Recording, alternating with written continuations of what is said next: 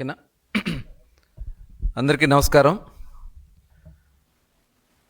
YSR party నాయకులు అధికారం కోల్పోయి ఇవాళ ఏం మాట్లాడుతూ ఉన్నారో ఏం చేస్తూ ఉన్నారో వాళ్ళకి అర్థం కావట్లేదు. ఇవాళ అధికారంలో ఉండి ఆనాడు 5 సంవత్సరాలు ఒక అరాచకాలు చేసి విధ్వంసాలు చేసి రాష్ట్రాన్ని సర్వనాశనం చేసి కక్ష సాధింపులతో ప్రజల్ని పీడించుకు తిన్నది వైఎస్ఆర్ పార్టీ జగన్మోహన్ రెడ్డి గారి నాయకత్వంలో. ఈరోజు వచ్చి ఇవాళ అసత్యపు మాటలు మాట్లాడుతూ ఉన్నారంటే నిజంగా ఇంతకంటే దుర్మార్గమైనటువంటి కార్యక్రమాలు ఇంకోటి ఉండవు. ఇవాళ మనం చూస్తూ ఉన్నాం. ఇవాళ వాళ్ళు వచ్చి నీతులు చెప్తా ఉన్నారు, నటిస్తూ ఉన్నారు.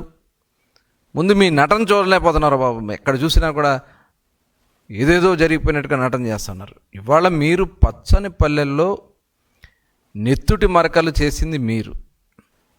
ఆనాడు జగన్ ఫ్యాక్షన్ సంస్కృతితో కత్తులు తిప్పి గ్రామాల్లో అరాచకాలు చేసింది వైఎస్ఆర్ పార్టీ నాయకులు.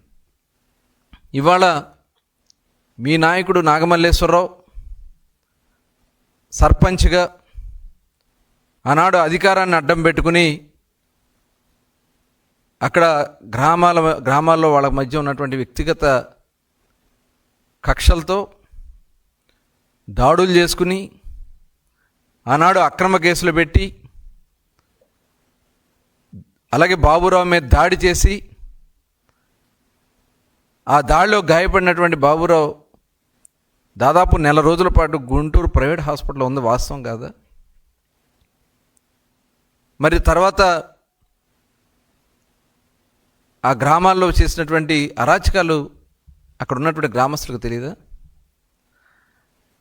తెలుగుదేశం ప్రభుత్వం వచ్చిన తర్వాత ఊరు వదిలిపెట్టి పారిపోయి మళ్ళీ ఊళ్ళోకి వచ్చి రెచ్చగొట్టే కార్యక్రమాలు చేసి ఆ వ్యక్తిగత కక్షలతో దాడి చేసుకుంటే దానికి పార్టీ రంగులు పులుతారా? ఇంతకంటే దుర్మార్గమైనటువంటి కార్యక్రమాలు ఇంకోటి ఉన్నాయా? ఆనాడు మొట్టమొదట వైఎస్ఆర్ అధికారంలో ఉన్నప్పుడు వైఎస్ఆర్ పార్టీ మీరు అధికారంలోకి వచ్చిన వెంటనే మీరు గుంటూరు జిల్లాలో చేసినటువంటి దాడులు ప్రజలకు గుర్తులేమనుకుంటా ఉన్నారా? ఆ రోజున మీరు అన్ని చోట్ల కూడా అన్ని ప్రాంతాల్లో కూడా పెద్ద ఎత్తున దాడులు చేయించారు. తెలుగుదేశం పార్టీ నాయకుల మీద కేసులు పెట్టించారు. అనేక మందిని మీ కక్ష సాధింపుల వల్ల గ్రామాలు వదిలిపెట్టి పారిపోయినటువంటి సందర్భాలు లేవా? ఈరోజు మనం చూసుకుంటే మరి గతంలో తెలుగుదేశం పార్టీ నాయకుల పైన అచ్చెన్నాయుడు గారి దగ్గర నుంచి అనేక మంది నాయకులు నా మీద ఒకటి, చివరికి మా నాయకుడు నారా చంద్రబాబు నాయుడు గారి మీద కూడా మీరు కక్ష సాధింపుతో జైలుకు పంపించింది వాస్తవం కాదా? మరి ఆ రోజు మనం చూసుకున్నట్టయితే చెన్నుపాటి గాంధీ గారు విజయవాడ సువ్వతో కన్ను పొడిచి కన్ను పోగొట్టింది మీ ప్రభుత్వం కాదా? దానికి కారణం జగన్మోహన్ రెడ్డి గారు కాదా? అలాగే దళిత సిఐ ఆనందరావుని బ్లాక్మెయిల్ చేసి బెదిరిస్తే తట్టుకోలేక అతను ఆత్మహత్య చేసుకుంది వాస్తవం కాదా? మీ నాయకులు పెద్దారెడ్డి చెప్పినటువంటి పనులు చేయలేదని చెప్పి ఆ రోజున కక్ష సాధింపులు చేసి గుర్రయ్య ఆత్మహత్య చేసుకుంది వాస్తవం కాదా? అలాగే ఒక పేదవాడైనటువంటి అమర్నాథ్ గౌడ్ పెట్రోల్ పేసి తగలబెట్టింది మీ ప్రభుత్వంలో కాదా? నందం సుబ్బయ్య, దాదాపు తోటచంద్ర, ఇలాంటి దాదాపు 80 మంది తెలుగుదేశం పార్టీ నాయకుల్ని పొట్టన పెట్టుకుంది మీ దుర్మార్గమైనటువంటి పార్టీ కాదా అని చెప్పి నేను అడుగుతా ఉన్నా. దీనికి సమాధానం చెప్పండి. ఇవాళ ఏదో జరిగిపోయింది అని చెప్పి అసత్యపు ఆరోపణలు చేసి ప్రభుత్వాన్ని బ్లాక్మెయిల్ చేయాలనో లేకపోతే ప్రభుత్వంలో ప్రజల్లో ఒక తప్పుదారి పట్టించాలని ప్రయత్నం చేస్తే అది జరగదనే విషయాన్ని మీరు ఈ సందర్భంగా తెలుసుకోవాలి. అలాగే చూసాం, ఆనాడు సీఎంగా ఉన్నటువంటి జగన్మోహన్ రెడ్డి గారి ఇంటికి దగ్గరగా ఆ ఒక దళిత ఆడబిడ్డ మీద అఘాయిత్యం చేసి హత్య చేస్తే కనీసం పట్టించుకున్నటువంటి సందర్భం లేదు.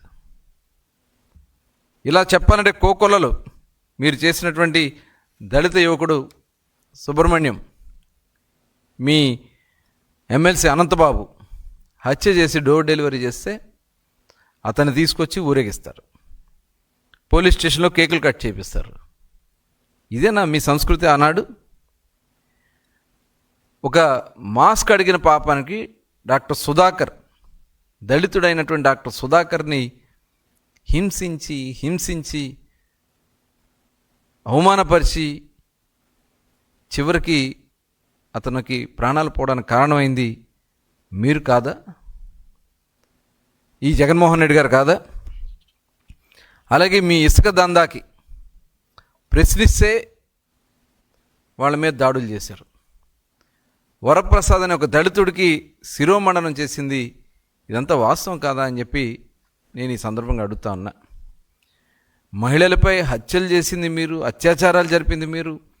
సాక్షాత్తు పులివెందుల్లో ఒక మహిళ పైన అత్యాచారం చేసి హత్య చేస్తే పరామర్శకు వెళ్ళినటువంటి ఆనాడు ఒక దళితురాలైనటువంటి మరి ఈనాటి మంత్రి అనిత్ గారి మీద ఎస్సీ ఎస్టీ కేసు పెట్టింది వాస్తవం కాదా అనే విషయాన్ని ఈ సందర్భంగా మీకు తెలియజేస్తా ఉన్నా. అట్లాగే ఆ రోజున తెలుగుదేశం పార్టీ కార్యాలయం మీద దాడులు చేయించారు. ఆ దాడి చేసినటువంటి వాళ్ళకి ప్రమోషన్లు ఇప్పిస్తారు. చంద్రబాబు నాయుడు గారి మీద ఆనాడు దాడి చేసినటువంటి జోగి రమేష్ గారికి మంత్రి పదవి ఇస్తాడు జగన్మోహన్ రెడ్డి గారు. అంటే ఒక కక్షాపూరితమైనటువంటి రాజకీయాలకి care of address Jaganmohan Reddy. ఎవరైతే దాడులు చేస్తారో, తెలుగుదేశం పార్టీ కార్యాలయం మీద దాడులు చేస్తారో వాళ్ళకి నువ్వు ప్రమోషన్స్ ఇచ్చావంటే ఈ క్రిమినల్స్ని ప్రోత్సహించింది మీరు కాదా జగన్మోహన్ రెడ్డి గారు? నేను అడుగుతా ఉన్నా.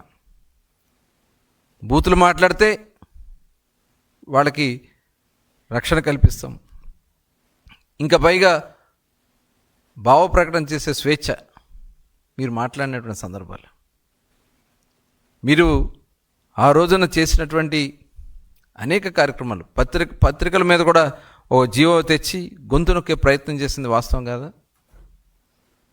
ఒకటి కాదు, రెండు కాదు, మీరు చేసినటువంటి అరాచకాలు ఇంకా మర్చిపోయారని చెప్పి వాడు మీరు ఇష్టం వచ్చినట్టు మీరు మాట్లాడితే అవన్నీ ప్రజలు నమ్ముతారనుకుంటా ఉన్నారా జగన్మోహన్ రెడ్డి గారు? మీ పేటీఎం బ్యాచెస్ ఇవాళ నటనలో నిజంగా సిగ్గేస్తుంది. వాళ్ళ నటన చూస్తామంటే చిచి, వీళ్ళ బియ్యం కొట్టేసినోడు మాట్లాడే, దొంగ పాటలు కొట్టినోడు మాట్లాడే. ప్రజాస్వామ్యంలో ఇంత నీచానికి కూడా దిగబడతారా? సిగ్గు లేకుండా బరి తెగించి మాట్లాడతారా? అసలు నాయకుడే సరైనోడు కాదు కానప్పుడు ఇంకా ఆటోమేటిక్గా ఇలాంటి దుర్మార్గాలు చాలా ఉంటాయి. ఆనాడు రఘురామకృష్ణరాజు గారి మీద కస్టోడియల్ టార్చర్ చేసి ఆ రోజున పైశాచిక ఆనందం పొందింది ఈ జగన్మోహన్ రెడ్డి. ఇవాళ వీళ్ళందరూ కలిసి మరి ఈరోజు మాట్లాడుతూ ఉన్నారు. ఇవాళ నేను అడుగుతా ఉన్నా, ఖచ్చితంగా త్వరలోనే వైసీపీ కార్యాలయానికి టూలెట్ బోర్డు పెట్టబోతా ఉన్నారు. ఇవాళ దానికోసం అక్కడ ప్రెస్ మీట్లు పెట్టి తాత్కాలికంగా నడిపిస్తూ ఉన్నారు. డెఫినెట్గా మీ పార్టీ మొత్తం కూడా ఖాళీ అయిపోవడం ఖాయం. ఫ్రస్ట్రేషన్లో రోజుకో మాట మాట్లాడుతూ ఉన్నారు. ఏం మాట్లాడుతున్నారు ఫ్రస్ట్రేషన్లో? రప్ప అంటే సినిమాలో డైలాగులు చెప్తే తప్పేంటి? సినిమాలో ఉన్నప్పుడు బయట మాట్లాడుతామంటే కత్తులు పట్టుకుని రోడ్ల మీద చిందులేస్తూ ఊరుకుంటారా? ప్రజాస్వామ్యంలో మీ ఇష్టం వచ్చినట్టు మీరు మాట్లాడితే ఊరుకుంటారనుకుంటా ఉన్నారా? ఇవాళ నేను అడుగుతా ఉన్నా, సింగయ్యకి సంబంధించినటువంటి విజువల్స్ వస్తే నా కారుకు సంబంధం లేదు, మా కారు తొక్కించలేదు, అసలు మాకే సంబంధం లేదు, వెనకేదో వచ్చినటువంటి వెహికల్ దొక్కిందని చెప్పినటువంటి మీరు తర్వాత మరి ఆ కుటుంబాన్ని పిలిచి మరి వాళ్ళకేదో ఓదార్పులు చేసినటువంటి విషయాన్ని చూస్తూ ఉంటే ఎంత ఏ రకంగా మీరు మాట్లాడుతూ ఉన్నారు. ఇవాళ మీరందరూ కూడా చూసాం, సిద్ధార్థ కౌశల్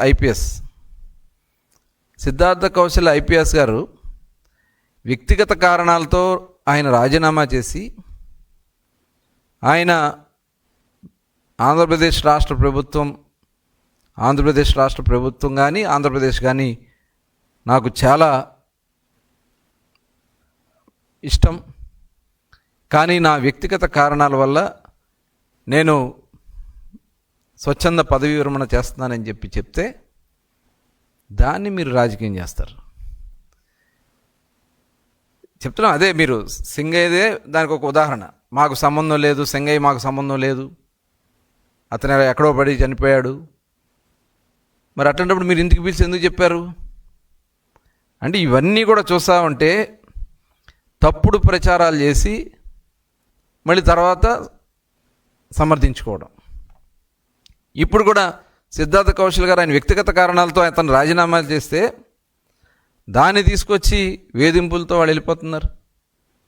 ఎవరు వేధింపులు చేశారు? మీరు మీ ప్రభుత్వ హయాంలో అధికారులతో వేధింపులు చేయించి ఎవరైతే సహకరించలేదో వాళ్ళని పక్కన పెట్టి పోస్టింగ్లు కూడా చేసింది మీరు, జగన్మోహన్ రెడ్డి గారు.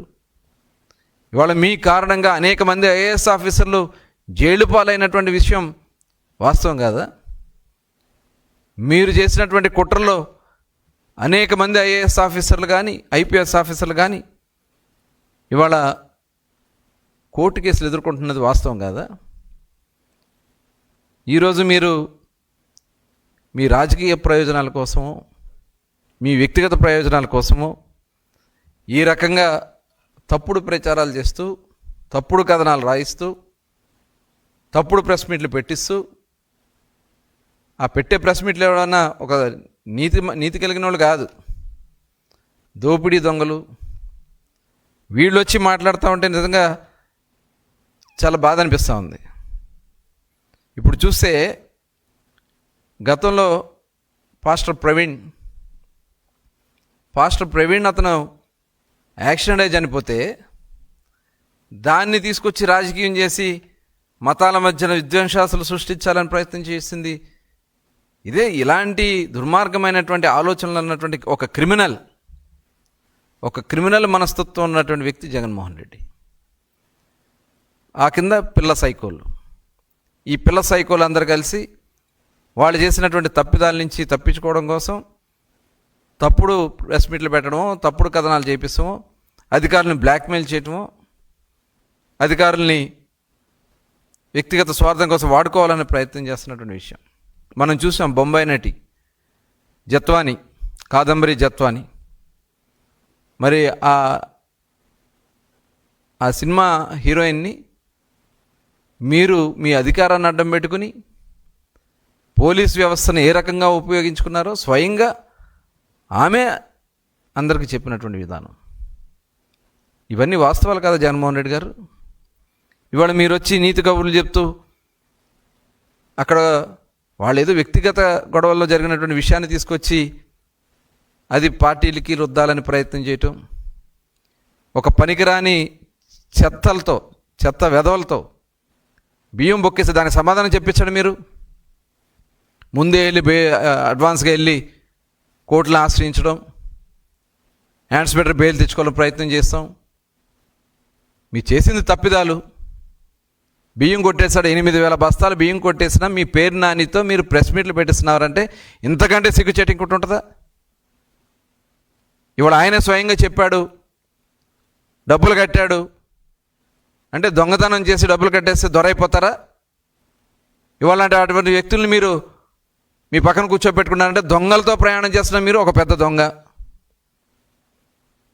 ఇవాళ ఇళ్ల పట్టాలు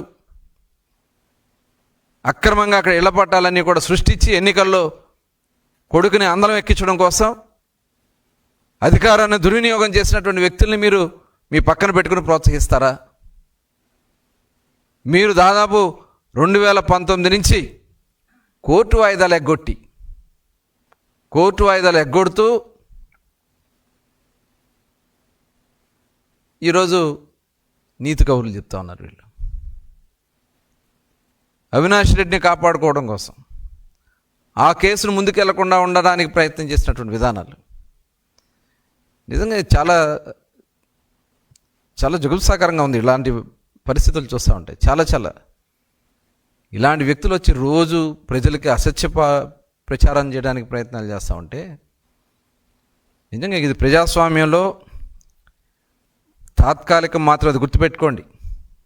శాశ్వతంగా మీ పార్టీ కార్యాలయాలకి తాళాలు పడే రోజులు అతి దగ్గరలోనే ఉన్నాయి. శాశ్వతంగా టూలెట్ బోర్డులు పెట్టుకునే పరిస్థితి మీ కార్యాలయాలకి రాబోతూ ఉన్నాయి. ఇవాళ మీరు తప్పుడు ప్రచారాలు చేసి అసత్యపు ఆరోపణలు చేస్తే నమ్మడానికి ప్రజలు ఎవరు కూడా సిద్ధంగా లేరు. ఇవాళ ఒక మంచి పరిపాలన అందించాం 1 yearలో. ఈ సంవత్సర కాలంలో ప్రజలు ఏదైతే ఆకాంక్షించారో ఈ రాష్ట్రంలో గాడి తప్పినటువంటి పరిపాలన మొత్తాన్ని కూడా గౌరవ ముఖ్యమంత్రి చంద్రబాబు నాయుడు గారు, అటు ఉప ముఖ్యమంత్రి వర్యులు పవన్ కళ్యాణ్ గారు, ఇవాళ కేంద్రం సపోర్ట్ నరేంద్ర మోడీ గారి సపోర్ట్తో ఇవాళ ప్రజలకు ఇచ్చినటువంటి సూపర్ 6 హామీలన్నీ కూడా నెరవేర్చుకుంటూ ముందుకెళ్తూ ఇవాళ మీరు చేయలేనటువంటి పనులు మేము చేస్తూ ముందుకెళ్తా ఉంటే చూసి తట్టుకోలేక ఇవాళ పెన్షన్లు ఈ భారతదేశంలో ఏ రాష్ట్రంలో ఇవ్వని విధంగా 64 లక్షల మందికి పెన్షన్లు ఇస్తున్నటువంటి ఏకైక రాష్ట్రం ఆంధ్రప్రదేశ్ రాష్ట్రం. 4,000 రూపాయలు చొప్పున ఇవ్వడం, 6,000 వికలాంగులకు ఇవ్వడం, 10,000 రూపాయలు క్రానికల్ డిసీజ్తో కిడ్నీస్ పేషెంట్స్కి ఇవ్వడం, దాదాపు 15,000 రూపాయలు 100% బెడ్ రిడెన్ అయిన వాళ్ళకి 15,000 రూపాయలు ఇవ్వడం, 3 గ్యాస్ సిలిండర్లు ప్రతి కుటుంబానికి ఇవాళ దాదాపు 2 కోట్ల గ్యాస్ సిలిండర్లు ఇచ్చినటువంటి ప్రభుత్వం. అలాగే మొన్ననే తల్లికి వందనం కింద ఎంతమంది పిల్లలు చదువుకుంటే అంతమందికి మీరు కేవలం 42 లక్షల మందికి ఇస్తే ఇవాళ 67 లక్షల మందికి తల్లికి వందనం కింద ప్రతి ఆడబిడ్డకి, ఎవరైతే పిల్లలు స్కూలు పంపిస్తున్నటువంటి ప్రతి బిడ్డకి 15,000 రూపాయలు చొప్పున ఇస్తున్నటువంటి కూటమి ప్రభుత్వం. ఇవాళ రోడ్లన్నీ గుంతలమయం అయిపోయింటే గుంతలన్నీ కూడా పూడ్చి ప్రజలకి సౌకర్యంగా ఉండే విధంగా చేయటం, గ్రామాల్లో సీసీ రోడ్లు వేయటం, ఇవాళ అభివృద్ధి కార్యక్రమాలు ఒక పక్కన జరుగుతూ ఉన్నాయి, సంక్షేమ కార్యక్రమాలు ఒక పక్కన జరుగుతూ ఉన్నాయి. త్వరలోనే అన్నదాత సుఖీభావ కింద రైతులకు 20,000 రూపాయలు ఇచ్చే దాంట్లో భాగంగా మొదటి విడత ఇవ్వబోతా ఉన్నాం. ఉచిత బస్సు ప్రయాణం ఇవ్వబోతా ఉన్నాం. ఈ కార్యక్రమాలన్నీ జరుగుతూ ఉంటే ఇవాళ ఇవన్నీ చూసి తట్టుకోలేక బురద జల్లే కార్యక్రమాలకి కొంతమంది పేటీఎం బ్యాచెస్ని పెట్టుకుని మీరు ఇష్టం వచ్చినట్లు వ్యవహరిస్తే ప్రజలే మీకు బుద్ధి చెప్తారని తెలియజేసుకుంటూ, ఎప్పటికైనా మీలో మార్పు రావాలని మరొకసారి ప్రజాస్వామ్యంలో ప్రజలకి మేము ఈ రాబోయే కాలంలో అన్ని కార్యక్రమాలు చేసుకుని ముందుకెళ్తామని కూడా తెలియజేస్తా ఉన్నా.